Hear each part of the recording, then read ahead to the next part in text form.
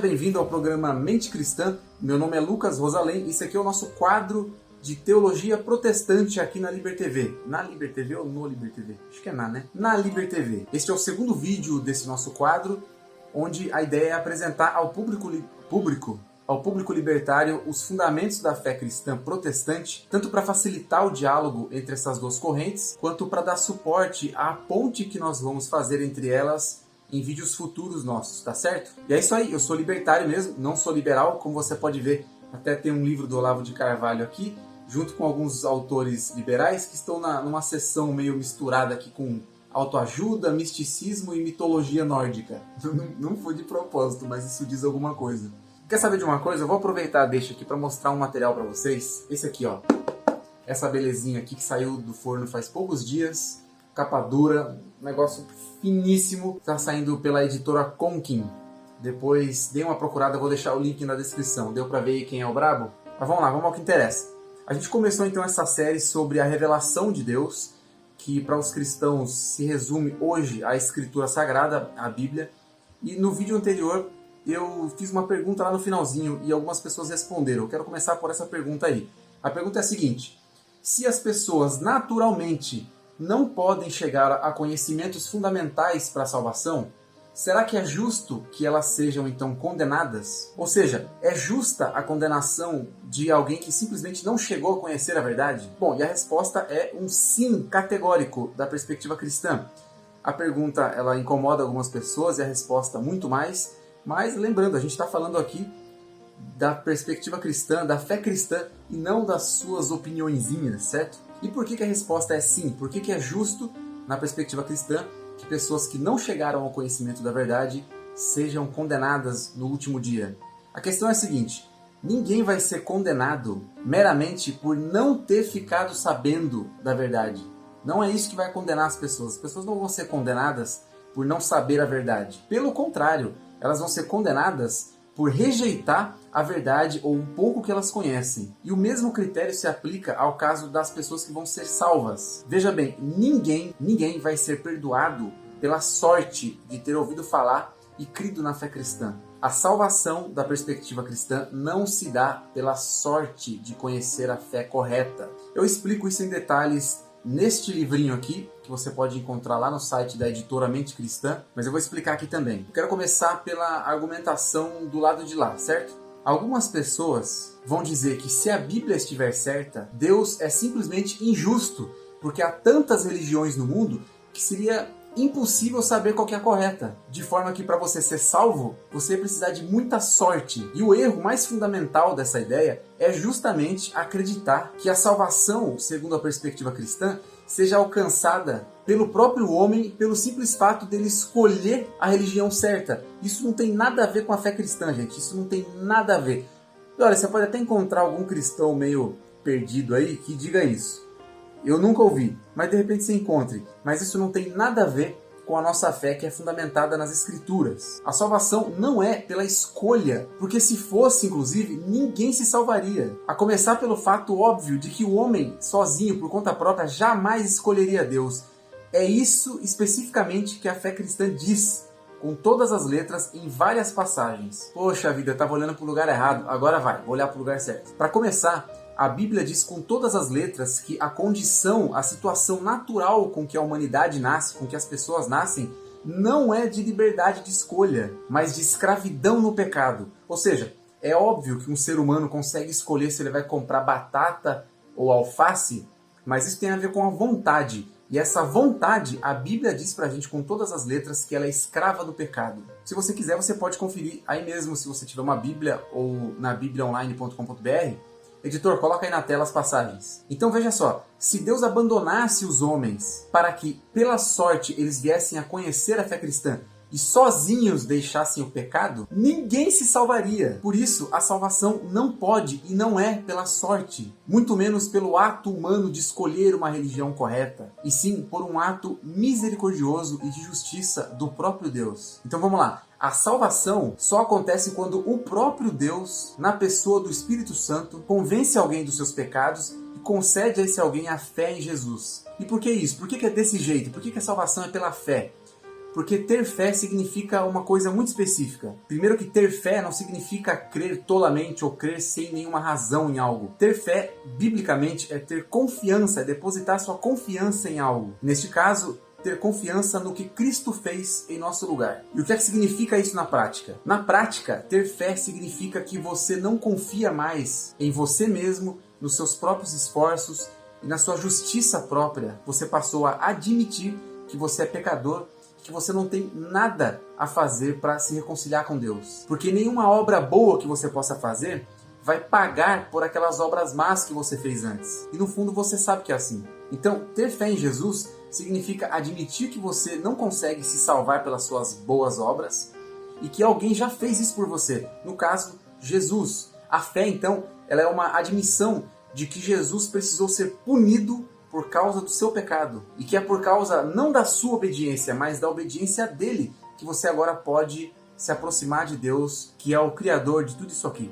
É isso que significa ter fé em Jesus. Agora veja, se você que está me ouvindo aí não é cristão, talvez você tenha pensado que tudo isso que eu falei só faz sentido se Deus existir de verdade. E sim, se Deus existe ou não, essa é a questão que vai ser sempre o seu maior dilema. Aliás, esse é o maior dilema da humanidade. E eu vou te dizer por quê. Porque se a resposta for sim, se Deus existe, também existe uma maneira correta para se viver. Agora, sabe qual que é o problema mesmo? O problema é que, segundo a Bíblia, todo mundo sabe que Deus existe. Lá no fundo, todo mundo sabe que Deus existe.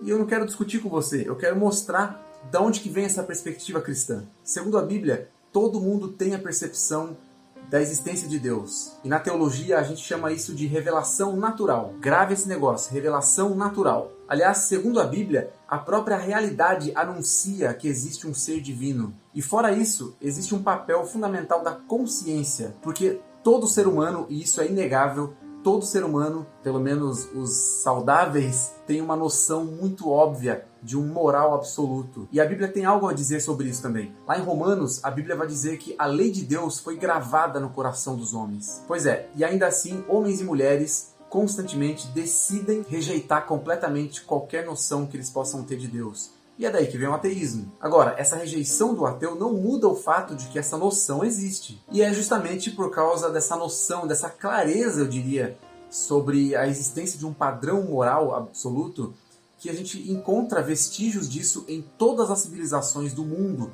em todas as civilizações da história humana. E é claro, você pode dizer assim que as culturas diferentes têm diferentes níveis de moralidade, algumas culturas são muito mais perversas do que outras, mas pessoas também têm níveis diferentes. E de onde que vem isso? E isso também vem da nossa dificuldade em aceitar o padrão moral que Deus gravou no nosso coração. Então pensa aqui o seguinte, toda vez que a gente erra numa questão moral, a nossa consciência imediatamente acusa a gente. Ela dá um alerta de que a gente errou contra Deus, que nós estamos sendo rebeldes com relação à sua vontade. Essa é a perspectiva cristã sobre esse assunto. Então veja, na prática, isso significa que nós recebemos sim avisos sobre a moralidade e mesmo assim nós rejeitamos de propósito, nós escolhemos rejeitar. Mas aí tem outra coisa, é claro que não são todas as pessoas que vão para o ateísmo que rejeitam toda essa percepção do ser divino. Na verdade, essa é mais uma evidência do que eu estou dizendo, porque desde sempre existiram incontáveis religiões nas civilizações humanas. E é aqui que a gente tem que começar a falar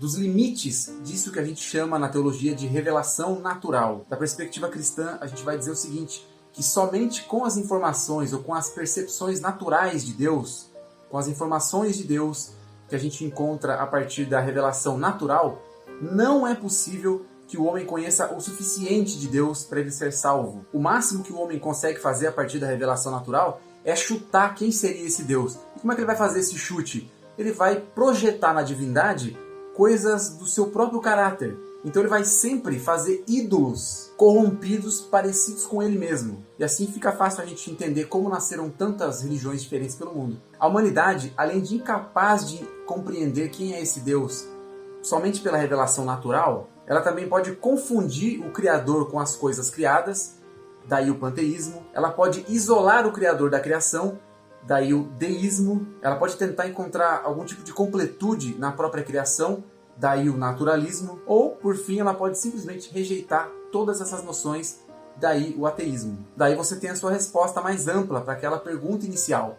Porque os descrentes, como a gente diz, eles não serão injustamente condenados. Por quê? Porque eles não serão injustamente culpados. Como eu disse, eles serão culpados a começar pela rejeição dessa pouca revelação que eles tiveram, mas especialmente eles serão culpados pela maldade que eles cometeram. É isso que a fé cristã acredita com relação ao pecado e à condenação dos descrentes, tá bom? Então vamos lá. Nesse infográfico que você está vendo aí na sua tela, a gente pode ver a partir dos pressupostos bíblicos que a condenação ela é uma consequência lógica dos fatos. Vamos ver aí item por item. Primeiro item, Deus existe. Este aqui, onde nós vivemos, é um mundo de Deus e é uma maneira correta de viver segundo Ele estabeleceu. Segundo ponto, nós sabemos que é assim, porque pela natureza e pela consciência, Deus garantiu que todos nós soubéssemos que Ele existe. O item 3, nós temos plena culpa, porque mesmo conscientes, nós não deixamos de fazer o mal sempre que nós podemos, sempre que, em especial, nós sabemos que não vamos ser punidos. E aí você pode pensar assim, pô, mas eu não sou tão mal assim não, eu não sou tão mal ao ponto de poder ir pro inferno, alguma coisa assim. Esse assunto dá um vídeo só para isso, mas pensa no seguinte, você não vai ser julgado com base, sei lá, no teu vizinho, com base na pior versão de você possível, ou com base no Stalin, no Hitler. Você vai ser julgado com base em Jesus. Esse é o padrão de julgamento. Deu para sacar aí? Vamos lá. Item 4, que é a sentença.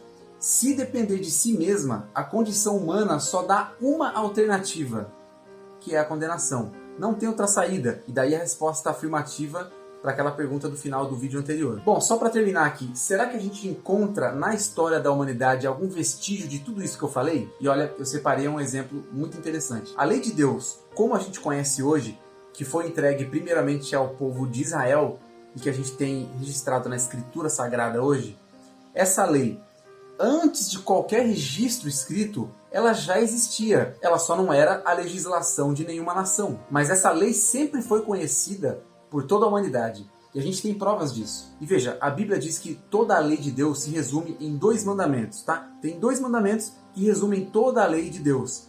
Os mandamentos são amar a Deus de todo o seu coração e de todo o seu entendimento e amar ao próximo como a si mesmo. E esse conceito, essas 2 ideias estão tão enraizadas no coração das pessoas desde o começo que várias nações foram levantadas ao longo da história humana com leis muito parecidas, com valores muito parecidos com, inclusive, os que a gente tem hoje. E isso não se aplica só ao resumo da lei, que é amar a Deus, amar a divindade, no caso, e amar ao próximo. A gente tem leis bem específicas, muito parecidas com a lei mosaica, com a lei de Israel. Como, por exemplo, no quadro que a gente vai ver agora, e eu vou ler com você. Vamos ler junto aí o que está escrito nesse quadro. Uma curiosidade.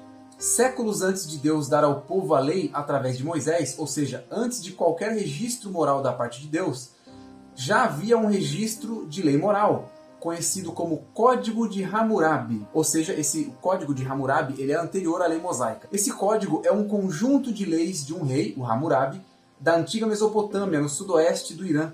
Um monumento de aproximadamente 1705 anos antes de Cristo, ainda existe, muito bem conservado, e consiste numa pedra com mais de 2 metros de altura, com 282 leis gravadas. Nele, há questões como não cumprimento de contrato, falso testemunho, roubo, estupro e etc. Antes das leis, há um texto dizendo que aquelas regras são, abre aspas, para que o forte não prejudique o mais fraco, a fim de proteger as viúvas e os órfãos, e para resolver todas as disputas e sanar quaisquer ofensas. Essas informações aí eu tirei deste livro aqui, que também você pode encontrar lá no site da Editora Mente Cristã.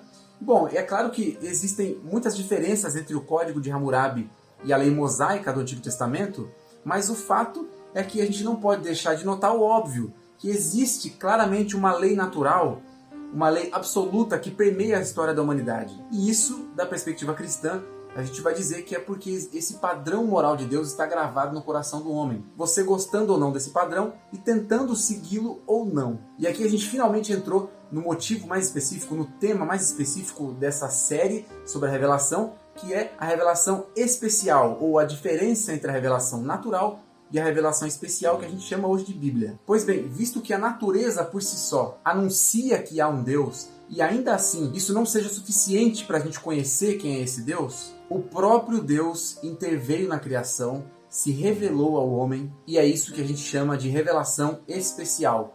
É a revelação salvífica, a revelação com o conhecimento necessário para que as pessoas possam ser salvas. E esse conhecimento se resume à obra de Cristo. Essa revelação especial de Deus, que é a origem da Escritura, a gente vai começar a ver no próximo vídeo, mas até lá eu tenho algumas sugestões de vídeo para você. Na verdade, um vídeo específico. Acontece que existe na academia cristã, digamos assim, uma discussão muito interessante sobre dois distintos temas que são a teologia natural e a teologia da natureza. Falando assim parece meio pífio, parece meio bobo, mas a discussão é muito legal. Eu gostaria que você, se você pudesse dar uma conferida, eu vou deixar o link na descrição. O link se trata de uma mesa redonda entre os filósofos, teólogos e pastores Guilherme de Carvalho e Felipe Fontes. Essa mesa redonda aconteceu na Conferência Nacional dos Cristãos na Ciência em 2016. O link vai estar aqui embaixo, confere lá. E por enquanto é só isso, não esquece de mim, meu nome é Lucas Rosalém e a gente se vê no próximo vídeo.